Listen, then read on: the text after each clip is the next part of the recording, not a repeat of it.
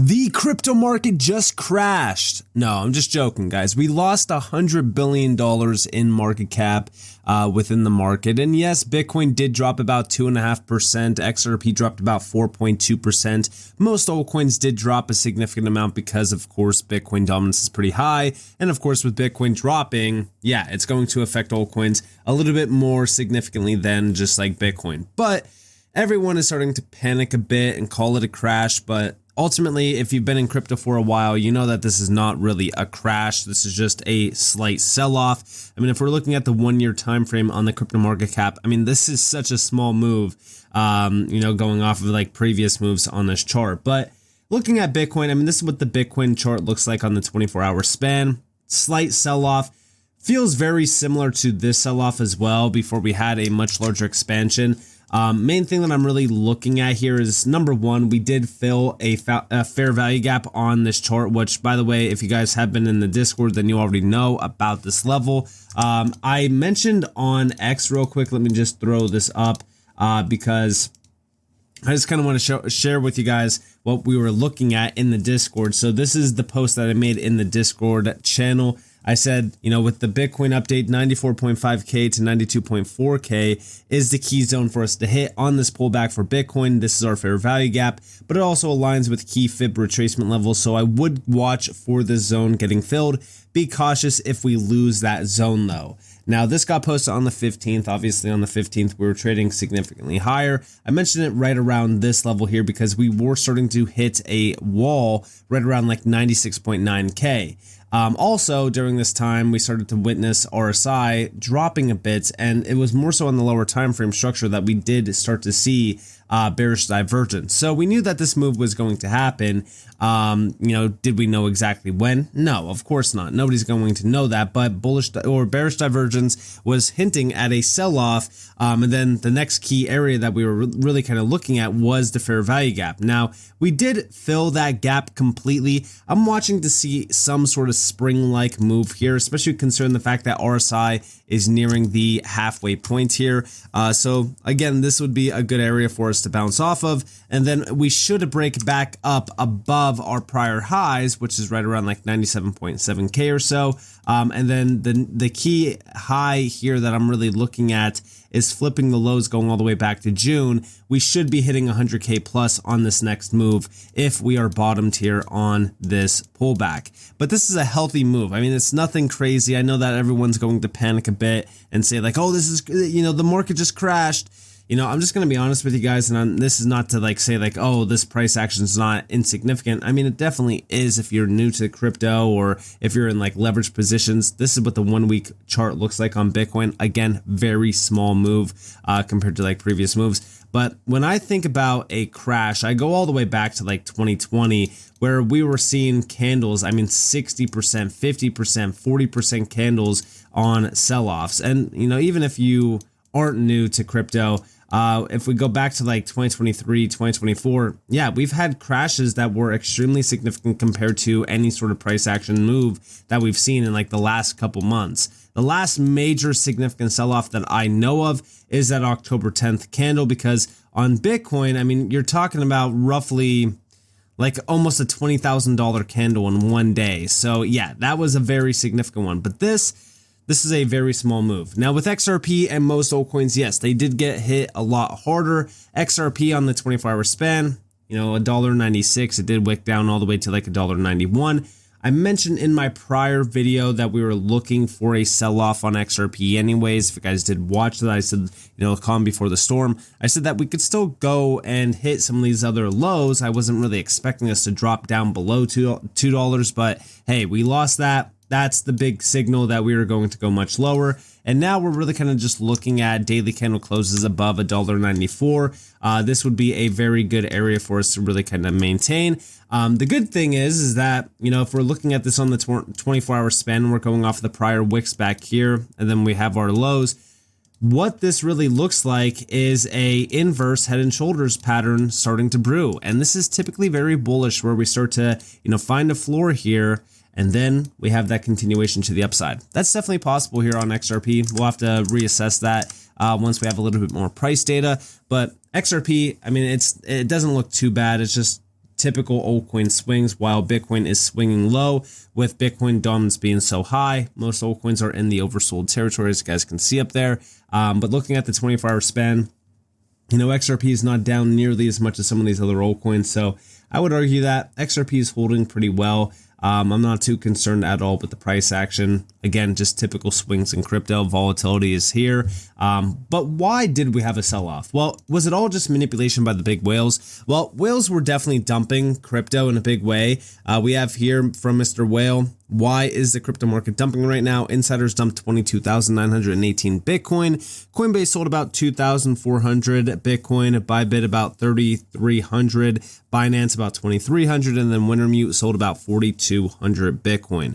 Overall, about $4 billion in Bitcoin sold by whales and exchanges in the last hour. This definitely, incited a ton of drama all over the X feeds, and then we started to see the liquidations happen, which is a cascade in the market. I've always talked about liquidation cascades. The main thing that we're looking at here is this all manipulation? Was it all caused by manipulation? Not really. I mean, obviously, yes, a lot of these just facilitate trades. So, people selling, for an example, on Coinbase is going to register as Coinbase selling 2,400 Bitcoin, but also, a lot of these exchanges do line up with sells prior, and you could start to see that manipulation really picking up prior to any significant event. This one, we kind of knew about the event, which was, the US and EU trade war starting to become a reality. Now, I am very concerned about this because it's right around the same time frame as the 2025 trade war. Right around the end of January. It lasted, roughly 3 months. I'm hoping that that's just not the case here. We have here from Bull Theory, Bitcoin dumped $3,600 after the U.S. futures opened in the negative due to the U.S.-EU trade war. $546 million in longs were liquidated and $130 billion was wiped out from the total crypto market in just 90 minutes. Bitcoin failed to close weekly above the 94K region. Now, is that 94K region so significant for Bitcoin to close over? Not exactly. I mean, ultimately, our key high here, 93.7K, yeah, it's, a little bit of a significant level. 94K itself, I mean, again, I'm not really concerned with that being our major close. In fact, I would ultimately want to see Bitcoin break back up above our prior high and really just reclaim the support zone going back to the summer, going back to the June low. So 100.7K is what I would be looking for on Bitcoin on this next swing high. I'm not really worried about like 94K, 96K, 97K or anything like that. Because after this, the main thing that we are looking at is the resistance going all the way back to 2024. So anywhere within this 100 to like 106K region, because I'm going to go to 106K here. Anywhere within that range, is where I would be focused on with Bitcoin going to next. But the EU trade war, I mean, it's starting to become a problem with markets. I've been seeing a lot of people saying like, oh, hey, this is why we need to ban tariffs. And that's still definitely a possibility that we do get the tariff ban. We did see from Kalshi that there's a 62% chance that the Supreme Court rules Trump's tariffs are illegal. Now, this came out on the 18th, so earlier today at around 2:30 p.m. I do think that this will most likely change in terms of the actual chances. But the main reason why this is back is because there's a possibility of a ruling set for January 20th. So in just one day on Tuesday, this could happen. But the issue here is, will it get delayed again? We know the last time that we were expecting a ruling, it got delayed. That was on the 14th. Now, going into the 14th, we were pumping. In fact, the day prior, we surged in value going into the 14th. The question here is, will the markets love a outright ban on tariffs, or do they want tariffs? I think right now the main thing about these markets is they're very sensitive to any tension. So any sort of trade war, the tariff talk, that scares these markets, which is why we're seeing such a drop today. But the main thing that I'm looking at here is all of the additional events upcoming. There is a ton of events this week. The main one is the fact that we do not have the stock market opening today, tomorrow, if you will, because of MLK Day. So, markets are closed on Monday, markets reopen on Tuesday. We're going to have to see what happens on Tuesday. Already stock market futures are still in the red because of the tariffs, which is why the market also dumped out a bit. Then on Wednesday, we also have the December pending home sales data. If Tuesday is the day that we get the tariff decision, then we might as well mix that in as well. Thursday, U.S. quarter 3 2025 GDP data comes out. Also on Thursday, November PCE inflation data, and then Friday, January S&P global PMI data, and then we also have 10% of the S&P 500 companies report earnings this week as well. So it's a pretty busy week, even though we have Monday off, but it seems as though it's going to be a very exciting week for a few things. Expect more volatility. That's definitely going to be a big one. But ultimately, the main thing that I am focused on here is what's happening with tariffs. I think that the tariff decision, I think a lot of it definitely is noise. I think that a lot of these things are noise. However, I think that the markets are sensitive, like I said, to tension. And I think that that goes all the way back to, the initial drop of 2025, where, we got the announcement of the trade war accelerating.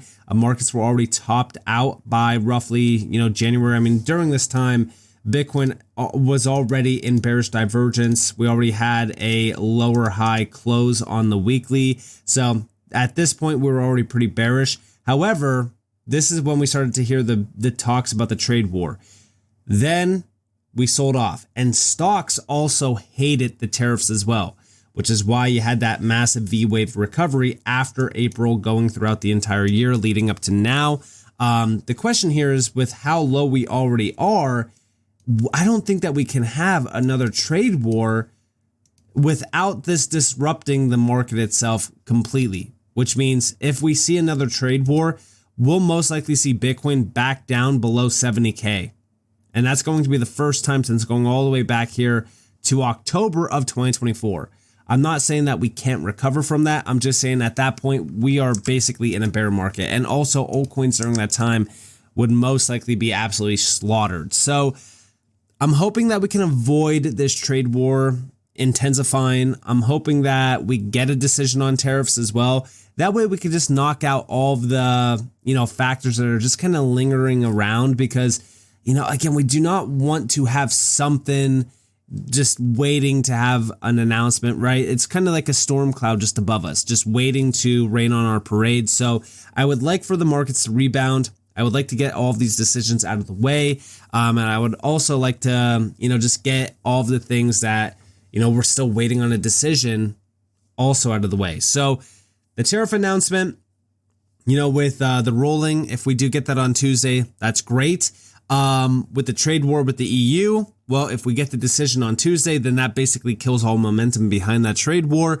And I do think that the markets would like that. And I think that the markets would breathe a lot better with all of those decisions. But we'll have to see what happens. I mean, the main thing that I'm focused on here is just the structure of Bitcoin. I'm not really focused on major events disrupting the chart in a big way. I mean, if we're looking at this on the 4-hour, RSI is already oversold for the first time since going all the way back to like December 15th. And although, yes, we did have a slight wick down below on, the December 18th candle, I just think that we're probably close to that bottom yet again on this recent move, where, we will most likely see a floor built here and then that continuation, which also aligns perfectly with, XRP also creating that reverse head and shoulders pattern and having a much larger expansion as well. So let's see what happens here. I think that most of this is just kind of, scaring the markets. I don't really trust weekend price action, especially long weekend price action. So I'll have to see what happens on Tuesday. But with that being said, I hope that you guys enjoyed this video.